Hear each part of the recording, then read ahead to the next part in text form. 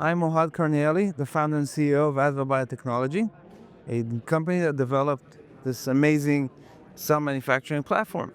This week was really exciting for us because we had a few achievements. The first one is the launch of the ADVA Select. It's our baby product. It's an additional module to the ADVA that allows you to do the selection of cells. That's one important thing. But I think the most important announcement that we have is the collaborative efforts that we're doing. We have a very interesting white paper that came out with our partner Phacilitate that used our platform and did some amazing work, I think groundbreaking, that shows a little bit of potential of what could happen in this industry.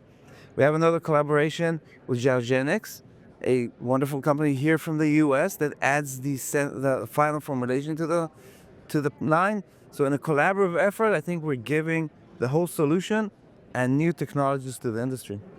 Data is always important because it gives you insight to what's happening. And I think what this industry needs in order to really grow is to start understanding a bit better what's happening in the process. One of the uniquenesses with the ADVA is that we have 14 controlled parameters. Because of that, we A, can optimize, but B, you have data. And that data could be later on used or already being used into machine learning algorithms that could give you predictions, that could give you optimizations.